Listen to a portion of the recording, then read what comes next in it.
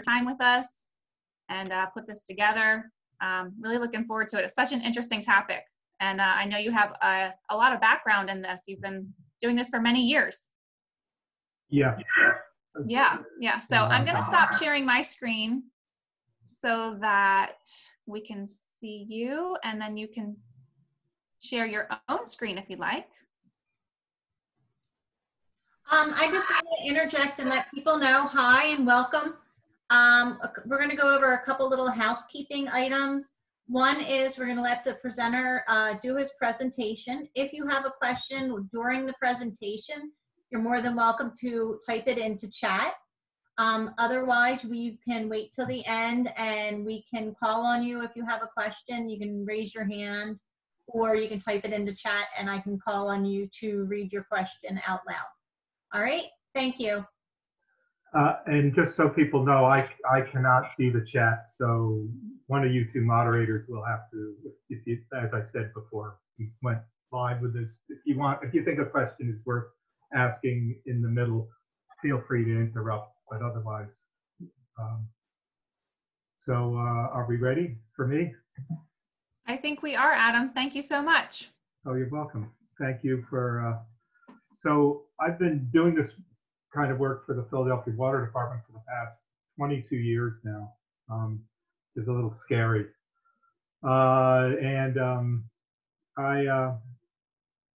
Basically, I've been researching the history of the city's watershed and sewers. So basically the drainage of the city and also the water supply. We used to have a water historian, but I've outlived her. She died about 5 years ago. So, you know, I'm the last historian standing at the Philadelphia Water Department for the moment. So we're here.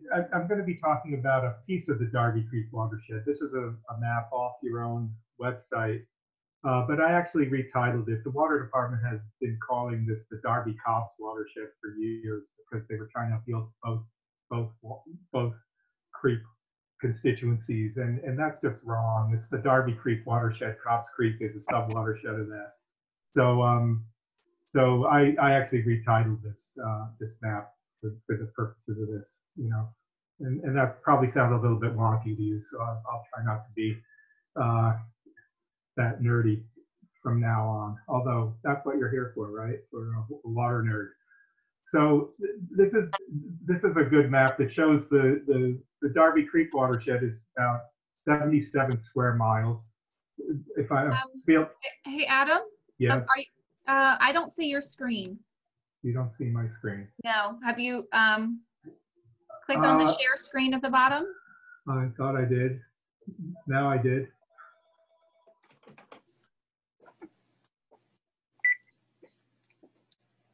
Now do you see it?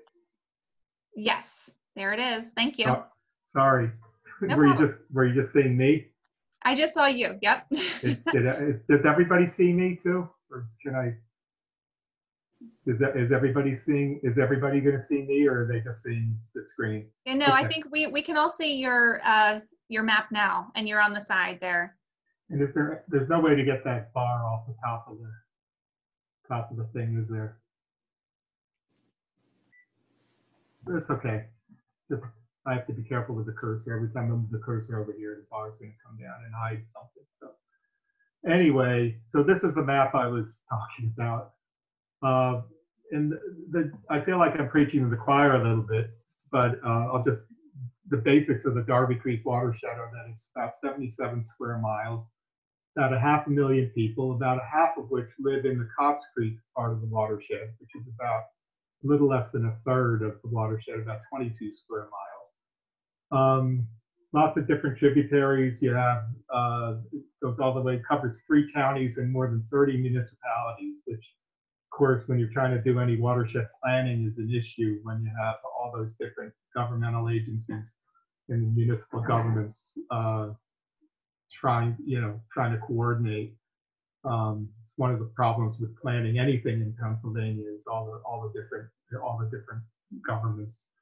So you have all the way up into Chester County with the headwaters and down to where most of the drainage ends up in the Hines Wildlife Refuge, swamplands down there. I'm mostly going to be talking about the Cobbs Creek part.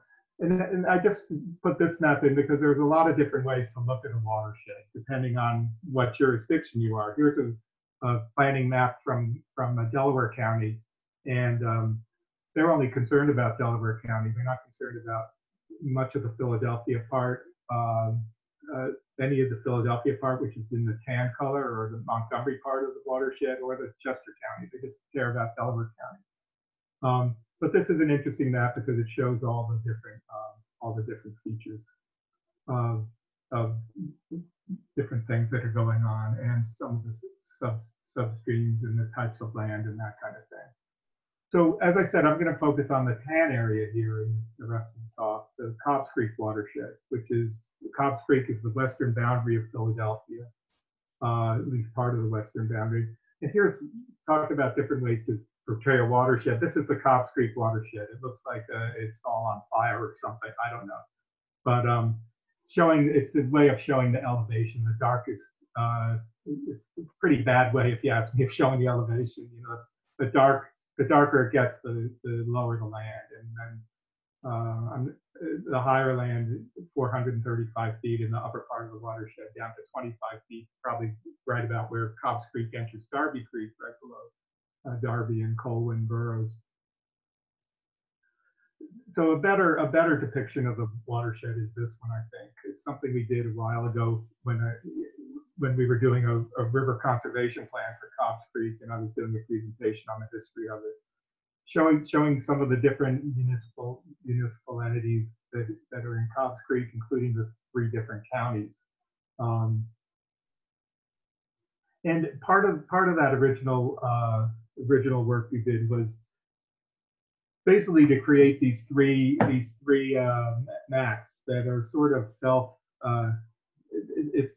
it's intuitive. Anybody who thinks about development in an urban area or a suburban area as part of Cobbs Creek watershed is near an urban area, this is not going to be a surprise to you. But we had some interns go through old maps and atlases looking for land use and then plotting it on a map. And so in the 1870 range, we see most of the watershed is open space. And by residential, what I mean is not just individual houses, but densely developed residences, row houses, or little towns and villages. So you have mostly, in 1870, you have mostly green. Then the red, the residential, starts creeping in across, reaching the edge of West Philadelphia, more or less, but still not much out into the suburbs, except maybe up in Montgomery County.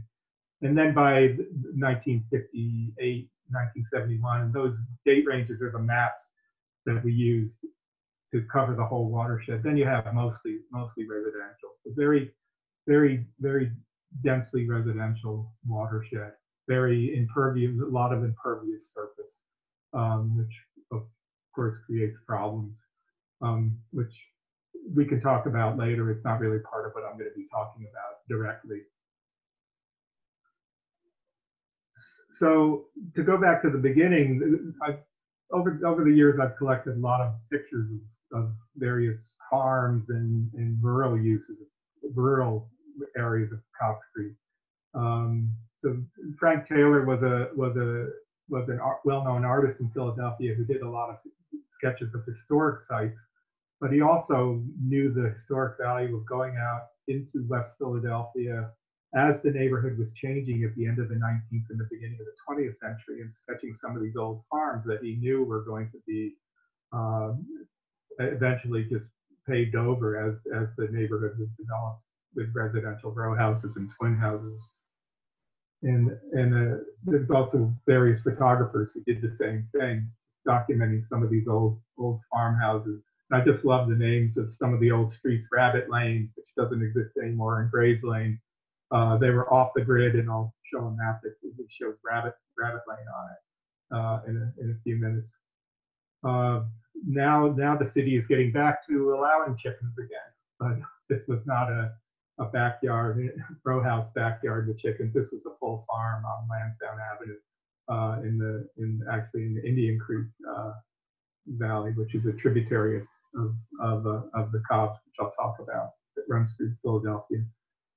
And here's a Taylor watercolor of this house and farm, and the address was given here as 60th in Baltimore, but since there were no streets had been built in this area yet, that's just sort of a guesstimate. All the streets were laid out, but they were just paper streets. They were not on the ground, built on the ground yet. Here's the same house in a photograph, and that's not actually 1880. It's probably more like 1900. Gives a different address, but sort of in the same vicinity. You can see the windmill in this farm and in this farm. And if it weren't for the row of houses behind this farm in 1911, you would think that this was somewhere out in Chester County. But instead, it's sort of a last farmhouse, one of the last farmhouses standing in West Philadelphia at this point, ready to be, is when the family is ready to sell off the land and divide it up into row house blocks. It will be, the house will be gone. There was a good amount of industry along Cobbs Creek. I'll show some pictures of some mills in Indian Creek later, but along the main branch of Cobbs Creek, you had a whole gunpowder industry up in Haverford Township. This is by 1870 that had gone by the wayside, and the ruin of this mill was basically a picturesque picnic spot and a place for artists and photographers, early photographers, to go and take pictures.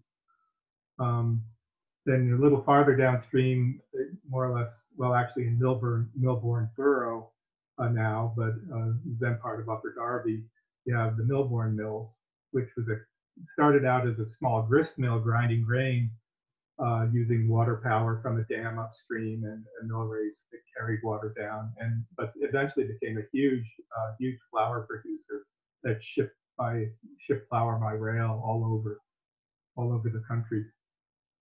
Here's a 1870 map showing the Millborn Mills and the long mill race. As you can see my cursor here, carrying water from above the dam and then down through the mills when it would have been a water powered mill. This newer mill would have been certainly steam powered or some other source of power, not using water to turn grindstones at that point. Then about where Marshall Road comes in, you would have had several factories where Naylor's Run comes in from through Upper Darby and down joins Cobbs Creek, flowed through the Cardington Mills, and then also you had a mill race carrying water through both of them in Shores, both of them textile mills, probably dyeing and bleaching fabric, and certainly in the 1870s when this industrial survey was done, they would have been dumping their waste right into these tail races, as they called them, coming out of the mills, which would have then dyed the water of Cobbs Creek, whatever color dye they were using in the mill. And in Angora, you had the Angora Cotton Mills, which is a big factory, gave its name to that neighborhood of Philadelphia, and also the West End Mills. These mills often employed children, and in these industrial surveys, they would list the number of employees, including the children, by 20 boys and 30 girls and things like that. And again, you can see the mill race coming through here in the map above, just at the right side of the map.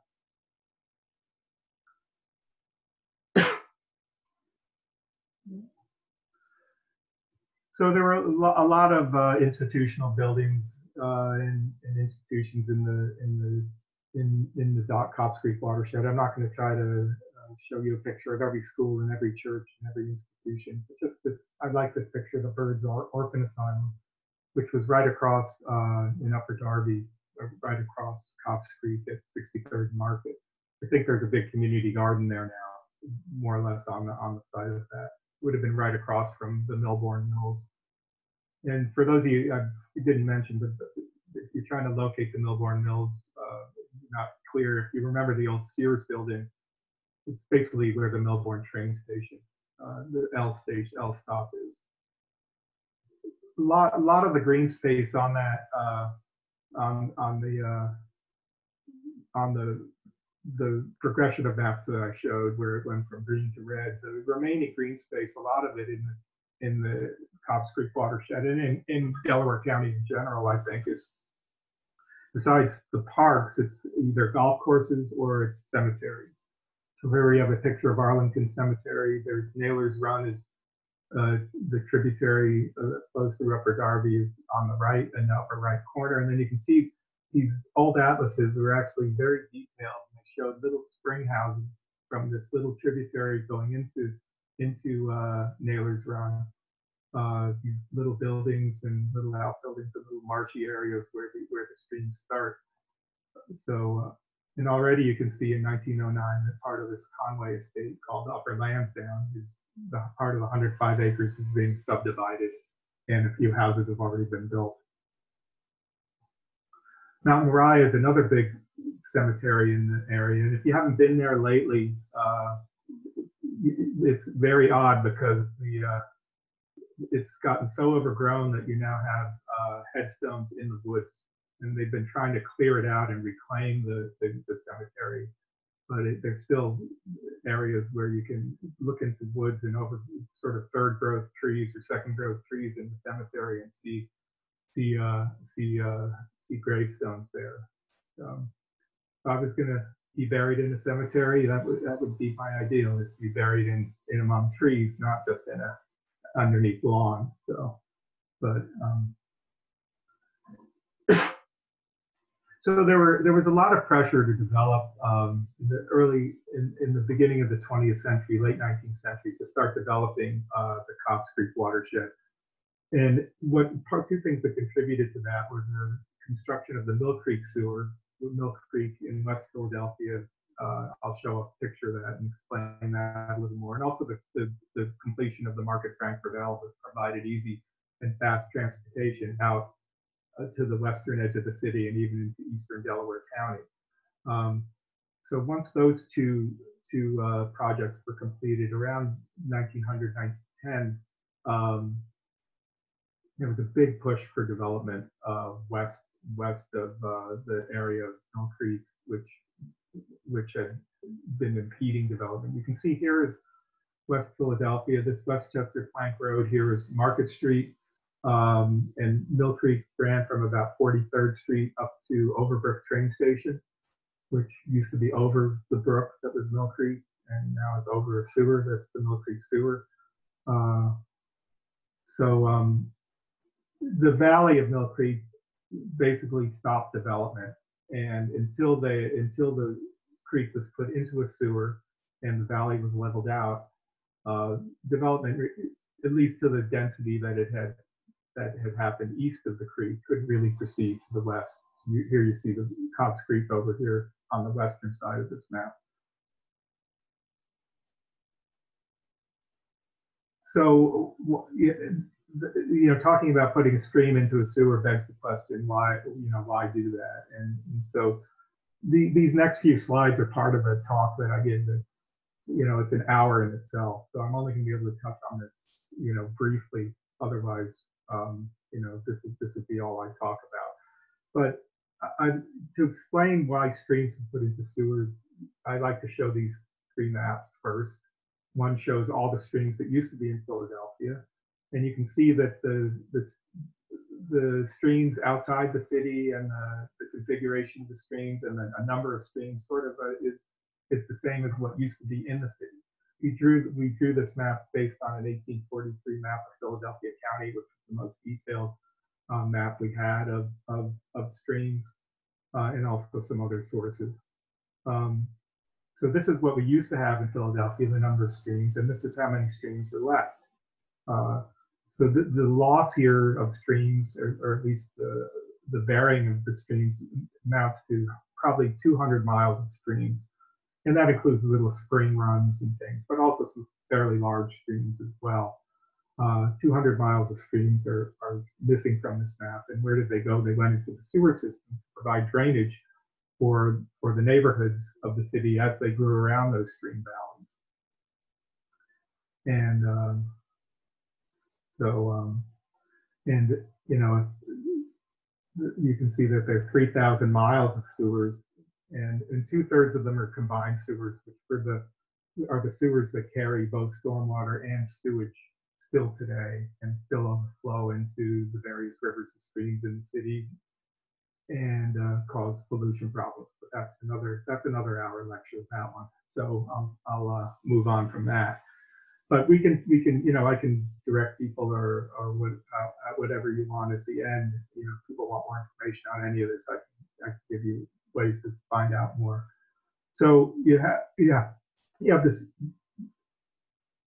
the reasons that streams were put into sewers, and the reason, well, even before streams were put into sewers, the ground had to be leveled out. When you're building a city, you don't want water to pool up in any one place. So you have to make sure your streets are sloped in a way that the water will drain away, even if it's just on the surface. But then when you add streams to the mix, streams that meander, especially when you have a gridded city, when a meandering stream and a gridded city don't really work together very well. So streams early on were put underground because of health concerns, because they believed that a polluted stream that smelled bad was causing disease. They didn't understand about bacteria. They thought that bad odors would get into the air, and that's what was causing epidemics such as typhoid fever and cholera and other diseases. A health hazard as well as an eyesore, and so as early as 1764, Dock Creek, which had been polluted early in the city's history, was covered over in the old city, and other creeks continued. You know, up until the 1940s, the city was burying streams in combined sewers.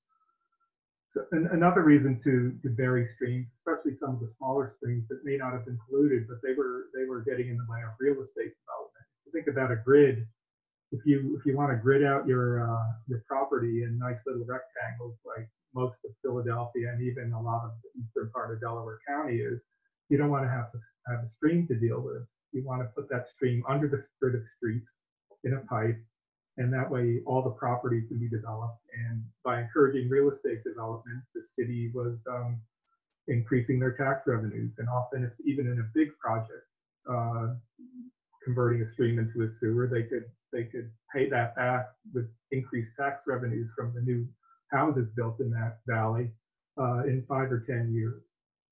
And in the higher parts, as the city expanded, especially into some of these deeper valleys, this is Northwest Philadelphia, this is Wissahickon Creek, which of course is still on the surface, but with some of these other streams, this is Wingahocken Creek, which you may never have heard of, but is now completely buried except for a tiny piece.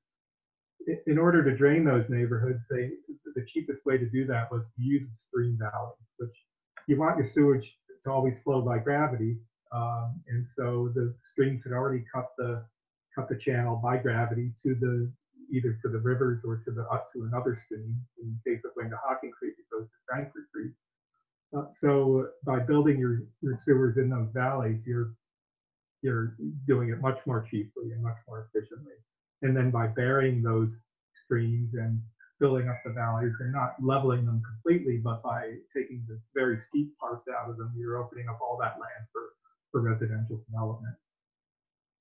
So that's the 5-minute version of an hour-long talk, but I hope that makes sense. So just to give pictures showing how the cutting and filling and the leveling was done, because part of the burying streams was also leveling the valley. And when you're leveling a valley, you have to fill it with something, and usually what you're doing is you're cutting away the high ground to fill in the low ground. So this is the corner of 44th and Walnut Street, and all of this is going to be cut away and leveled. And you can see that not just the houses are going to go, but all the vegetation, all the trees and things are going to have to go. So in this process of urbanization in the 19th century in Philadelphia and other cities, especially in in the rural parts of Philadelphia. It basically went from rural to urban. There was no suburban interlude. There was just you had a farm, and then within a few years, once it was cut down, once it was leveled and the streets were put in, then you had row houses. So this is a photograph of the same house, probably about 1880 or so, showing this house. And you can see the street being, this is probably 43rd Street in West Philadelphia. This is probably Locust Street, looking west. And you can see the process of cutting that land down. And as you can see on the street, it's not leveling it, it's just taking the steep parts out. And as they're doing this, they're putting in the street, they're harvesting any stone. If they come across a stone off crop, they save that and sell it to the people who are going to build the houses in that valley afterwards. So in this particular case, where the cutting was being done at 44th and Locust, they're carting the material over to build up the street embankments over the Mill Creek at 40, just a few blocks away. Actually, if they have to cart material more than 500 feet, they actually charge more, because they were doing all of this cutting and filling and moving the material with people with picks and shovels, filling the carts, then the carts driving to the low ground and dumping it, and then more men or people there spreading it around. And these carts held about a third of a cubic yard, and in the 1880s, 1890s, the city was filling street embankments to the tune of 1 or 2 million cubic yards a year. So that's a lot of little cartloads being dragged back and forth. Of course, they were doing this with other mechanized equipment as well, but a lot of the work was done with these little, what they call one-horse tip carts or dump carts. And so this mill here is going to be buried, so it's being demolished. Also, the creek that it used to be next to is now in a sewer, so it's sort of obsolete at that point. And so here you see a photograph. Here's the same mill a little bit earlier as they're demolishing, as they're building the sewer, before they're filling over it.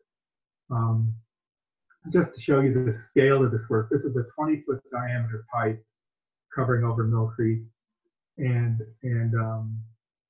starts out as a 7-foot pipe that in Overbrook, and it grows to capturing all the tributaries. By the time it gets down to this end, which is near the Schuylkill River, it becomes a 20-foot pipe, and then they'll eventually put 15 feet of fill on top of that pipe, and that's where the level of the street will be. So it's just a huge amount of work. This is a photograph from 1877, the earliest sewer construction photo I have. So this isn't Cobb's Creek, but it's just to give you some idea of the kind of work that would have been done. So here's a newer version of that streams map that we've created. That it's a little hard to read in its full scale, because what we've tried to do here is find all the streams that we could find names for and put those names on this map. And this is, so where we're going to be focusing now is on, here's Cobb's Creek, and you can see all the little tributaries. This again is based on that 1843 map, which I'll show some screenshots of in a few minutes. But you can see here all these little tributaries. Indian Creek is still there, but the rest of them are all gone, including Thomas Run, which I'm going to be talking about now, as an example of a stream in the Cobb's Creek watershed that's now in a sewer. So here's an 1886 map showing Cobb's Creek down at the bottom, and Florence Avenue and 58th Street. This is below Baltimore Avenue, downstream from Baltimore Avenue. The creek called Thomas Run, or on maps it's also called Amia-Seeker Creek. There was an engineer in the early 20th century who decided to rename all these streams with Native American names, even though I think they just came out of thin air. I don't know. I've never seen any maps with these names on them, but so some of the maps have that name. Some of the maps I'd like to call it Thomas Run. There's the Thomas family right here, who the stream is probably named for. But both names are on maps. This is the lower reaches as it approaches the creek.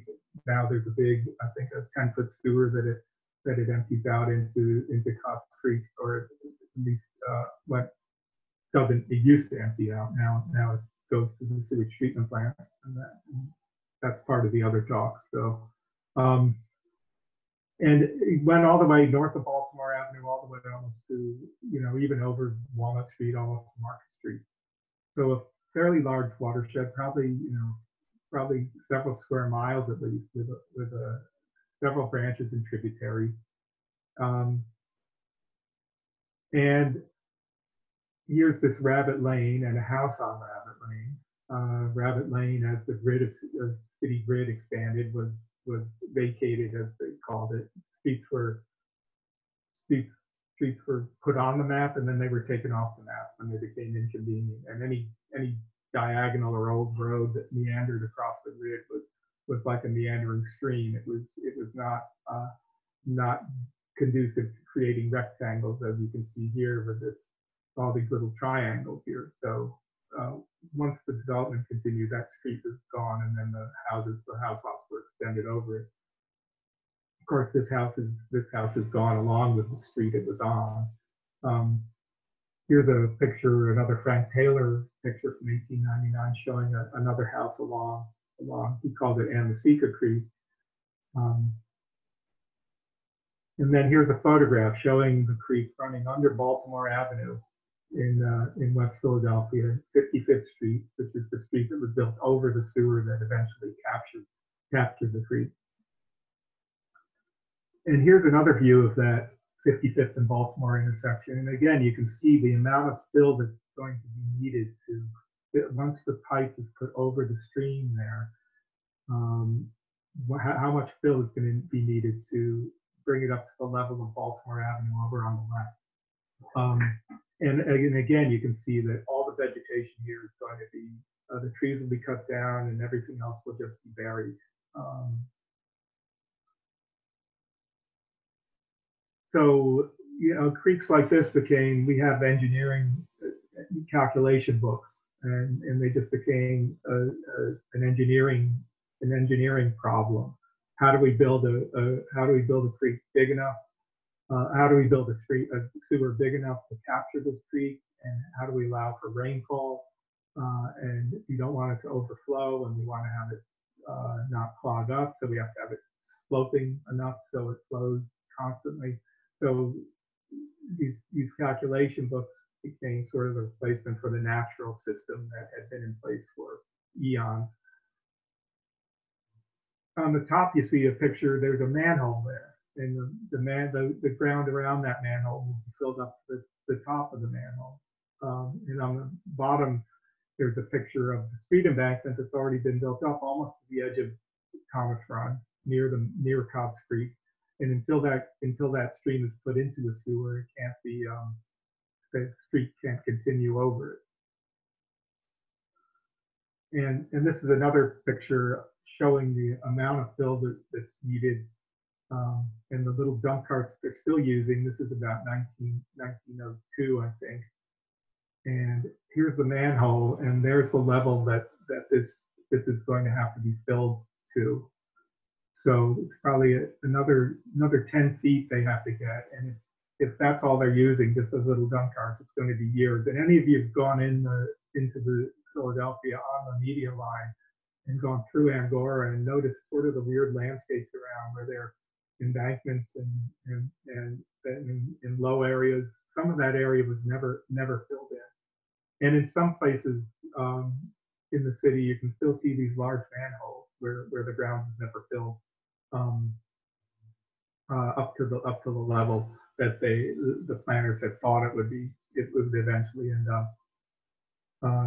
Some of these in the Wissahickon, and actually some in the Indian Creek watershed.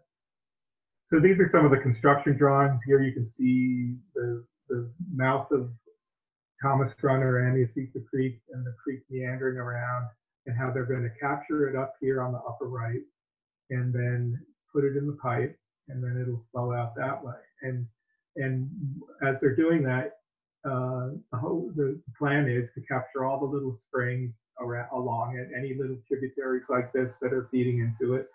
And so that way, when you fill the land, you don't have water pooling up underneath your new house lots and things, which would cause problems.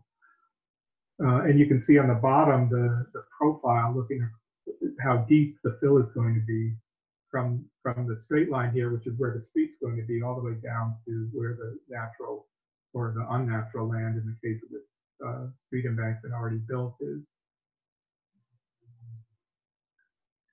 And so here's another picture of the creek approaching what is now the median line of Westchester and Philadelphia Railroad.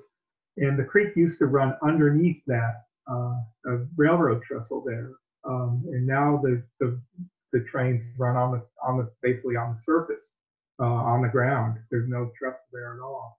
And so when I showed this picture to a couple of really savvy railroad historians, they had no idea where it was. I told them that this is in Angora. This is 3 miles from the city, and this is a stream that was there.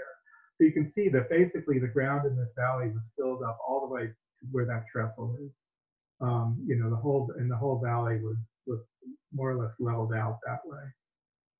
And just some other pictures of this same stream. And the way I knew it was where it was, this was from a collection of a whole bunch of railroad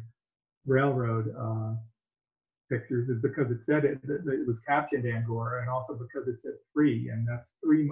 The measurement of miles on that line are from Center City. So 3 miles from Center City on this line is about Angora, and this is where this bridge was. So, but again, just thinking about that line now the valley is gone. So it's just a progression of maps showing this varying of this stream. Here you see Thomas Run and all. This is an 1843 map that I said was used as the basis of our historic streams map. So you can see all the little tributaries, even to a small stream like Thomas Run, the various diagonal and weird roads that were changed as the grid extended across here. So here is 1862, and already the engineers have gridded out all of West Philadelphia, and the entire city for that matter. So it's just a matter of time, at least for this creek, before those streets are built and the creek is put underground. And then again in 1895, the project is underway, but there's still no development there, and development is slowly creeping west. And then by 1910, there's some weird patches where private owners didn't want development, but the development just jumped right over them and into the valley of what was Thomas Run.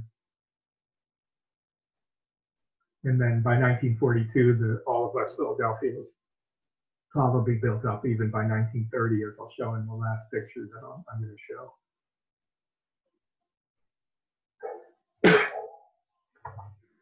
So I just want to talk about another example of one other creek in the Cox Creek Valley, which was Indian Creek, which those of you who are familiar with Morris Park in West Philadelphia know that Indian Creek still exists today. And that's not because the engineers didn't want to bury it. This is a sort of my crude watershed map for Indian Creek drawn on an 1871 map. There's a east branch and there's a west branch that come together about at 69th Street and Lansdowne or Haverford Avenue, and then they join together and they flow into Cox Creek above Millborn.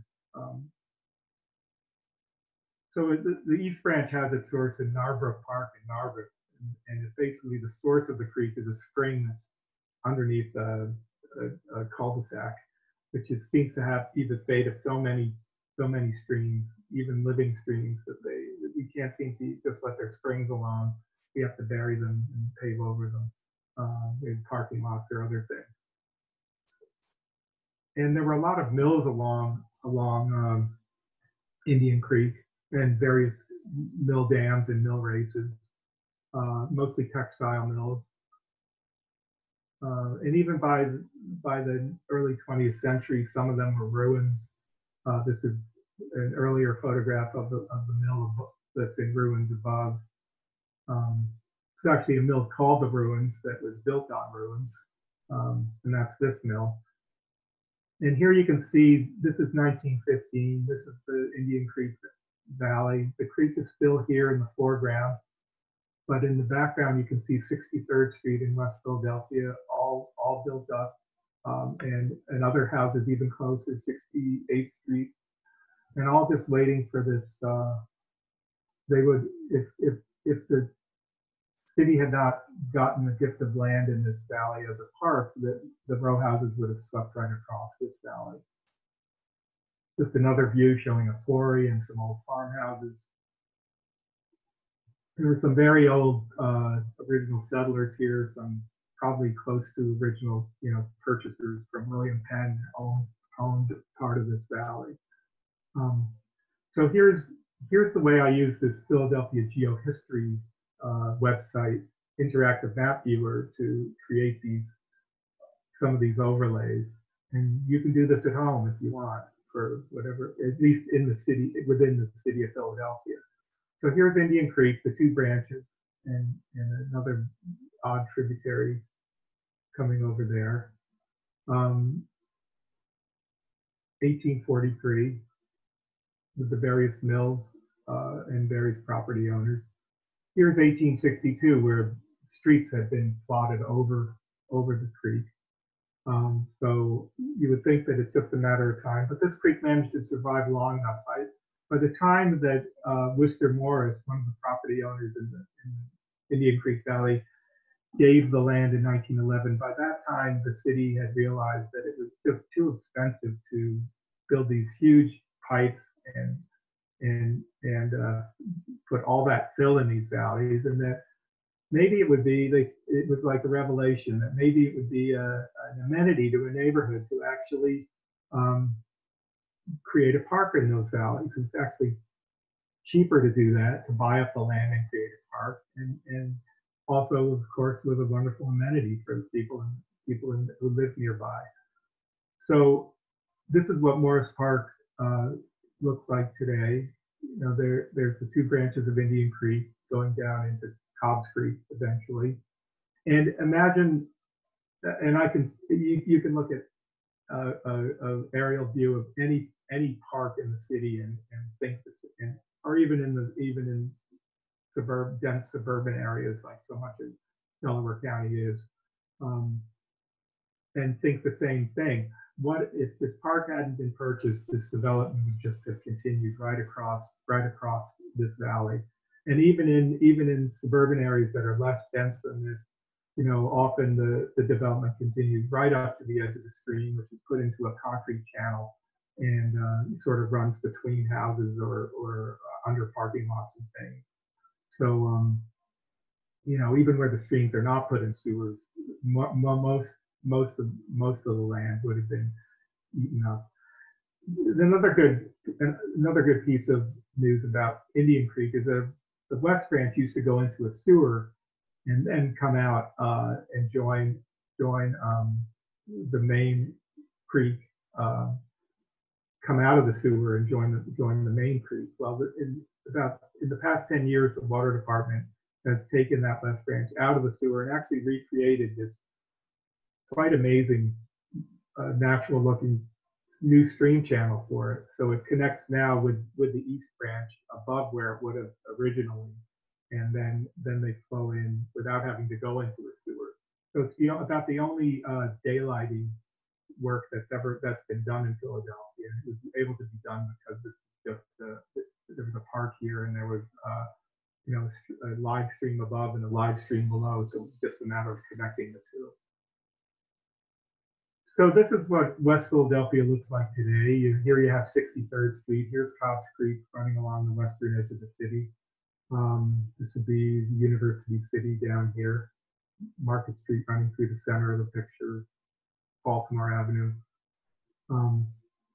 And Cobb's Creek Park was created in the early 20th century. It was one of the valley parks created to protect the streams, various streams, Tacony Creek Park, Pennypack Park, Pequotting Park. They were all land purchased by the city or given to the city to protect the streams. But it really doesn't protect the stream much when you don't buy up the whole watershed, because now all the storm sewers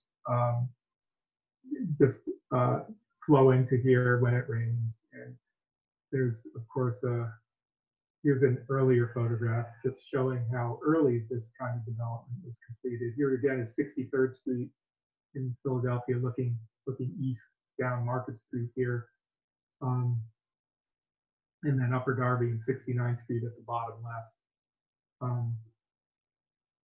So it doesn't really, it certainly helps some, but it doesn't help the water quality in the creek that much when you don't keep all the stormwater out of it in rainy times. And so this is just things you all probably know if you're aware of. The problem with urban streams is, you know, all the tributaries are gone, so and all the woods are gone. No water is infiltrating into the ground anymore. So any springs that would have existed have dried up, and all the impervious surface just causes runoff. And you see the flooding in Darby and in Upper Darby, even from Naylor's Run, that's caused a lot of, occasionally when we get heavy rain. And then the stream flow is lower during dry times and really flashy, higher during the rainy times. So it's just one of the many consequences of this putting streams into sewers, and that's where I'm going to end it. I don't know how long I've been talking, but probably too long. But because I would want to leave some time for some questions. So that's. Thank you, Adam. You're welcome. And I'll leave this. We can leave this slide up, or my website has a lot of information, and also the Philadelphia Water Department website. So should I unshare my screen, or? Thank you. Yeah. Well, if anyone wants to ask a question, it'll be easier to see them. There was a question in the comments I wanted to bring up. Dale Harris asked, is any of the water dumping into Darby Creek being treated at this time? Darby Creek. The water, the Cobbs Creek water, or? Yes. Maybe Dale could speak up and clarify if he's still. Sure. I'm sorry. The whole watershed. Well, by treated, all the sewage is treated during dry weather. All the sewage is diverted from. But you mean is the water in Cobbs Creek treated? Well, the sewage is diverted, you're saying? Yeah, it's diverted to sewage treatment plant. Oh, okay. Yeah, that's Because part you of. hear that what's being combined with the stormwater? Well, during I see my friend Dan Shupsky there. Maybe he wants to give a brief answer to this. That combined sewer overflows in the Cobb. Sure. Hello, everyone. Dan Shupsky. I'm with the Water Department. I do outreach in West Philly. We work with Adam a bunch. Like Adam was saying, 2/3 of Philadelphia is a combined sewer. The combination is stormwater and wastewater. Unfortunately, the sewers are not big enough to handle the volume of stormwater runoff. And then, like Adam was saying, the more and more developed the area gets, the more stormwater runs off roofs, driveways, sidewalks, things like that. And so that is the combination, right? And when the sewer gets too full, whatever is in that pipe will overflow.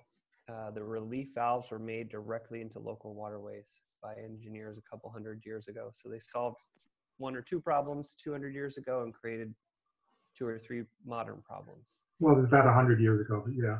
Yeah, apologies. I'll put an animation that we helped develop about the combined sewer overflows in the chat. Adam, I've been putting a bunch of links in the chat. Okay, good. So good to see could I ask a question? Yeah.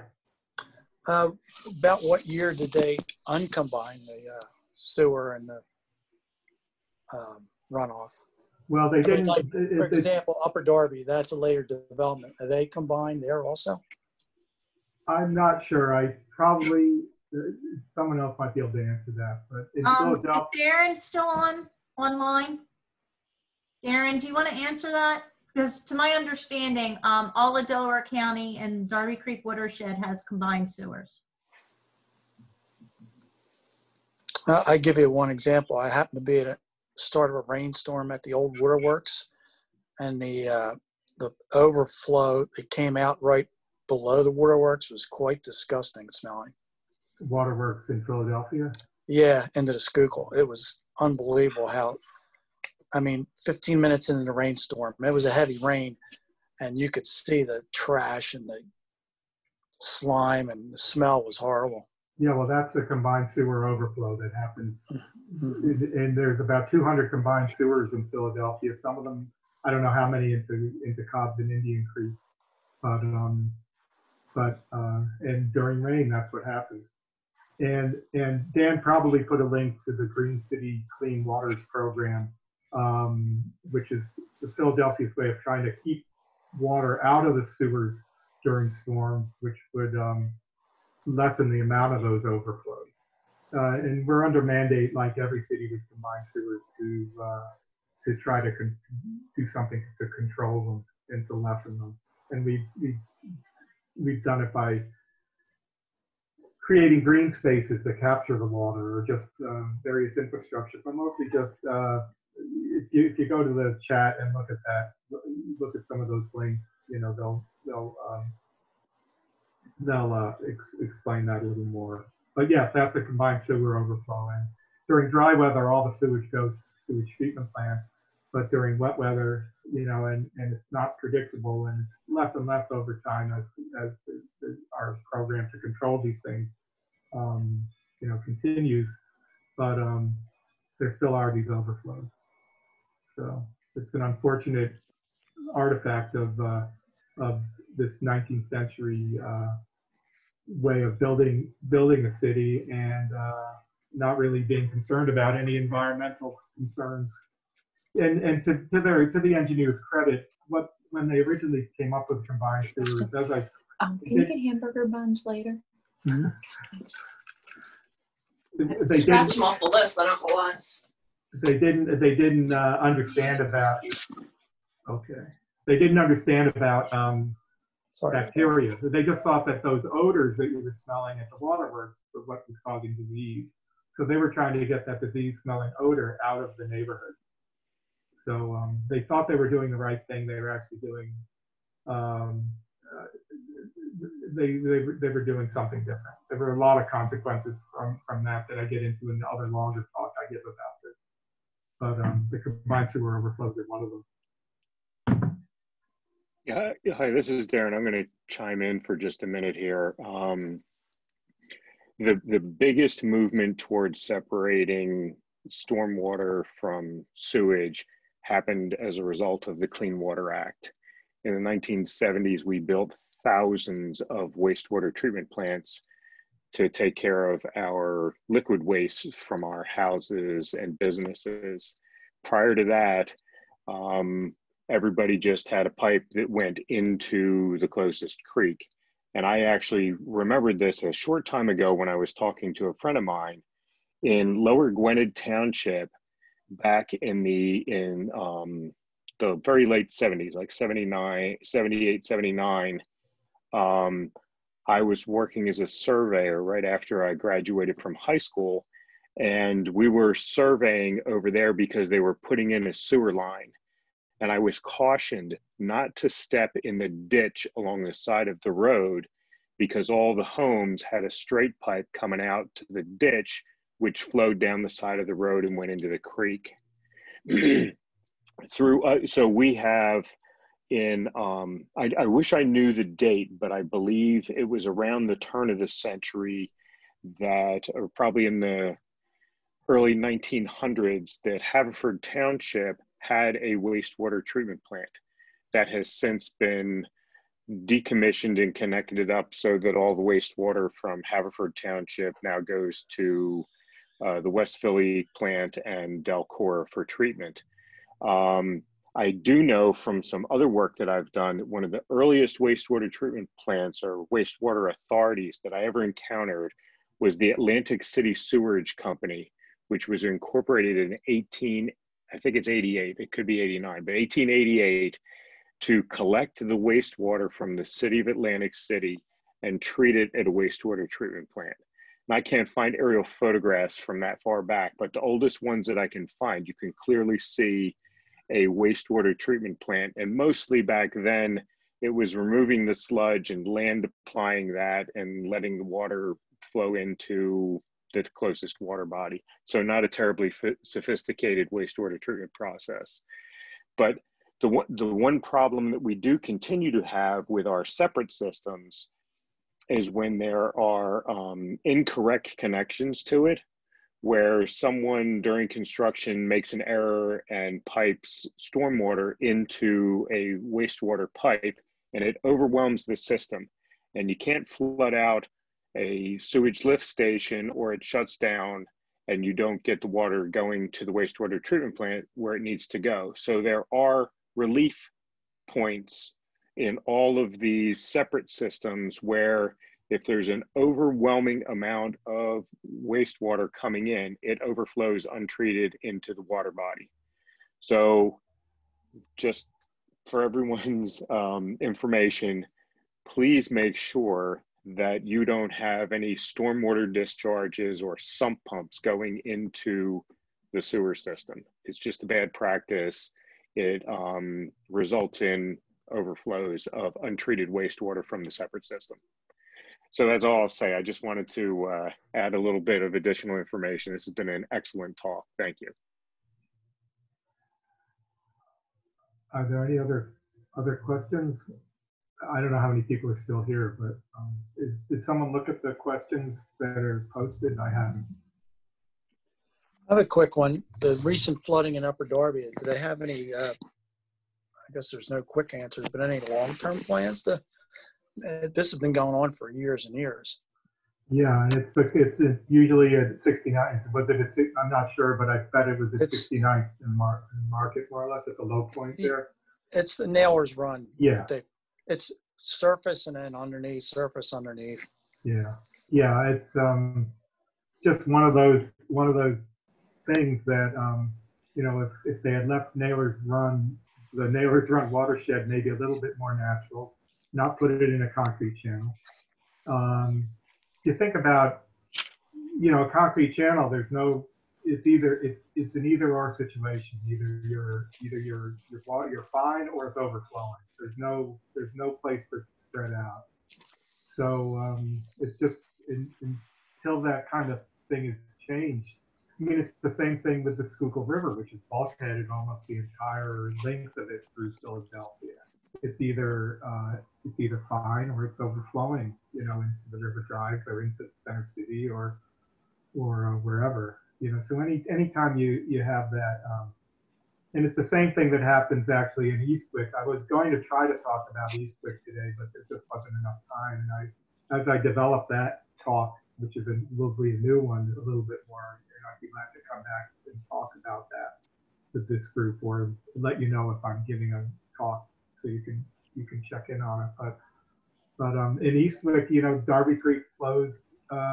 It's got a dike or a levee, and you know, as we know from New Orleans, when you have a levee, either it's on one side of the levee or it's on the wrong side. So there's no floodplain left to capture that high flow.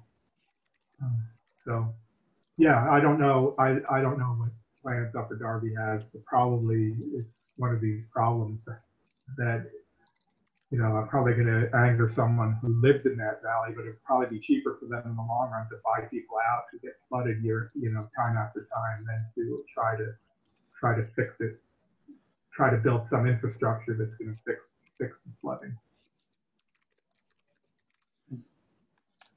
Thanks. I had a question. Can you hear me? Yep. I wrote it down, but I live near Clark Park, and with all the talk about Mill Creek, I was curious if you could talk a little bit about what we call the bowl in Clark Park, which we assumed was Mill Creek Pond. Yeah, there were two mill ponds. Yeah. In that lower part of Mill Creek. One was on the upper pond, which was filled in. Actually, they used it as a garbage dump for years until they finally filled it in, and then by 1912 they were able to cover it over with soil and plant it. But the lower part, which is the bowl, I call it the biggest sledding hill in University City. Yeah. It's you know, that was never filled in, so that is sort of representing maybe the original level of that pond, and maybe but it actually might be more the original level of the ground, and the pond might have been deeper. They might have filled it in some, because the sewer, the original level of the sewer is probably about 30 feet below the street at that point. So that would be where the stream would have been. But. Okay, yeah.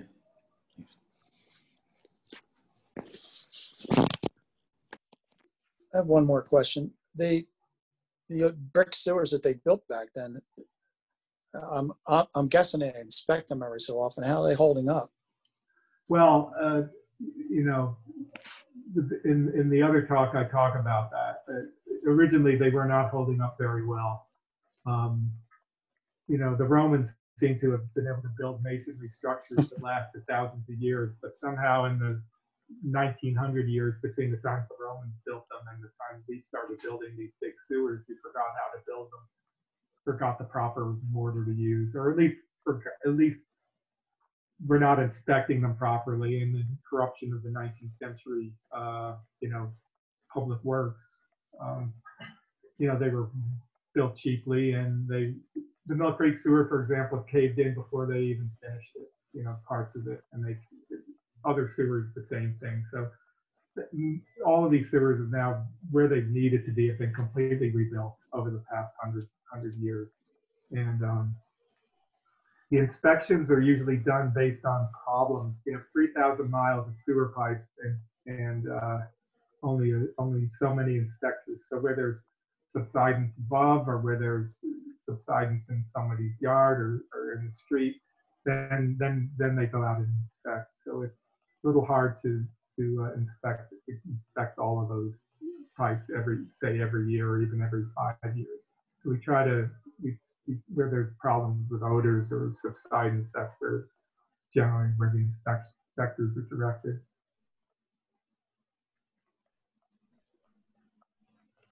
Thanks.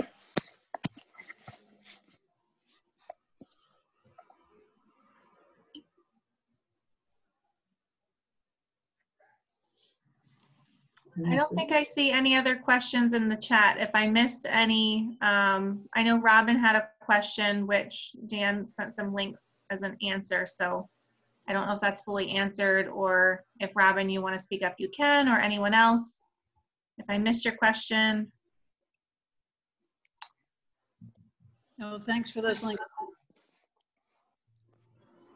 Is there a way to print? Is there a way to print out? Yeah, thanks for talking. Enjoyed it. Well, thank you for spending such a nice day at your computer.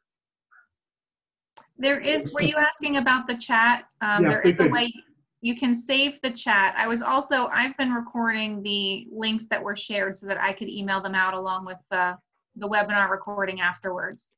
Okay, if you could do that, that would be Dan. Yep. Hey, just very quickly, someone asked me in a private chat here if I would ever swim in the Darby Creek. And I will just say I want to answer this publicly very quickly. And Adam, you can feel free to weigh in. I would not swim in any urban body of water after it had rained. And I would be extra careful if I were to swim in some body of water if it hadn't rained. And I would only go in there if, like, someone needed help or my dog couldn't get out of the creek or something like that. So just my recommendation, be very careful. Overflows happen all the time. And yeah, if we're talking about lower Darby Creek or Cops Creek through the city or through upper Darby, then I agree with Dan. I wouldn't even swim in the Schuylkill up in Schuylkill Haven when I took a canoe trip down from there. Because there's sewage treatment plants all up and down all the rivers, and even some of the smaller creeks where you wouldn't expect them. So,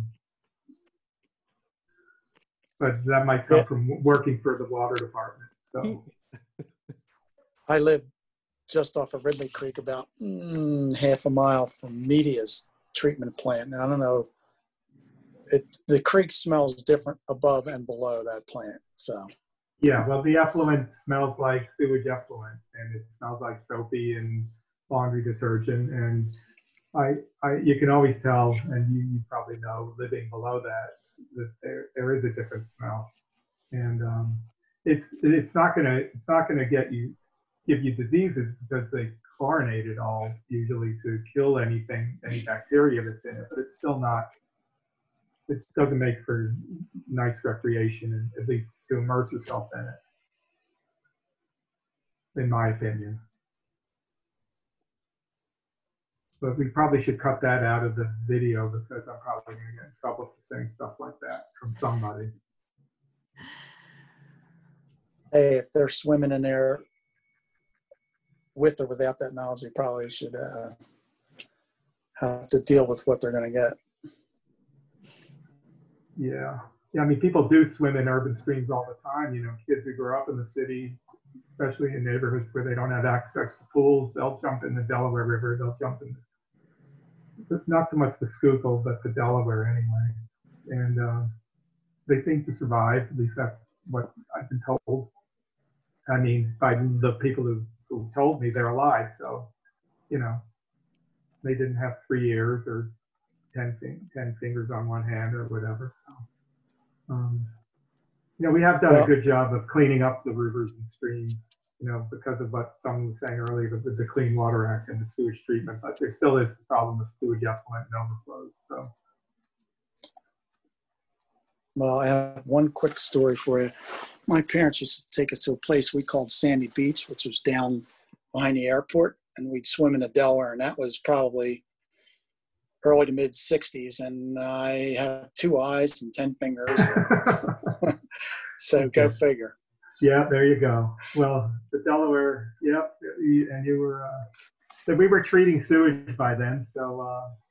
It wasn't clean. I can remember things washing up that shouldn't have been in there. Yeah, well, that still happens, so. Thanks. Nice talk. Thank you. Adam, I just had my own quick question, if you don't mind. You mentioned the West Branch of Indian Creek being the only daylighting project that you knew of in the area. Is there like a movement towards daylighting at all that you've seen? Is this something that people are considering, or is it? No, because with a combined, think about the valleys that I showed in some of those photographs, and then think about trying to daylight the stream that's at the bottom of the sewer that now carries the stream. You'd have to tear down, you know, to recreate a valley, you'd have to tear down a lot of houses. You'd have to remove all the fill. I mean, you could take the street off and the lid off the sewer, but then you basically have an open sewer running down the middle of the street. And that's not what daylighting usually is. Daylighting usually occurs where streams enter a city as a living stream and then leave the city as a living stream and don't have sewage going into them. And in Philadelphia, most of the streams that enter the city and enter a sewer never see the light of day again. And so it's like it would be possible maybe to, if like sections of Mill Creek, if they wanted to daylight some of they wanted to tear down the Overbrook train station, tear down apartment, you know, I'm being a little bit sarcastic, but there's just no way that with all the development that's gone on, based on the fact that the stream is now a sewer under the street, that it's going to be possible. And to add to that, then you'd have to, you know, stormwater could go into that daylighted stream, but then you'd have to still build a whole new system to collect the sewage and deal with that. So Can I ask one more question? Sure. that you're talking about daylighting. If you're familiar with Naylor's Run, we talked Yeah. about. So it starts roughly at State and Lansdowne, goes underground, and then in I forget the name of the park behind Prendy and Bonner. It's open, and then it opens again for a little bit and goes underground. Any particular reason why it would open for little sections like that, other than parkland? That probably has to do with the developer who probably encouraged that, McClatchy, who built half of Delaware County, it seems. But I have no idea what the engineering idea was behind covering it over and uncovering it. So that's an example of a stream that could be daylighted. But again, that's in a concrete channel, so you'd still have, if you daylighted it, you would want to create some kind of natural looking something there. You could take the lids off of that, and because it is a living stream. And if you created some kind of wetlands around there, then it might relieve some of the flooding farther downstream. But it's not likely that Upper Darby Township has the money to do any of that, or even the desire. So. Okay, I think that about wraps us up there, Adam. Thank you so much. That was very informative, and appreciate your time. Oh, you're welcome. Thank you. Yeah, like I said, we are recording, and we'll send that out, and I'll include the links that Dan was sending out in the chat, so everyone will have access to that. And I hope you all have a great afternoon. Okay. Yeah. Good. Thank you. Thank you all. Thank you.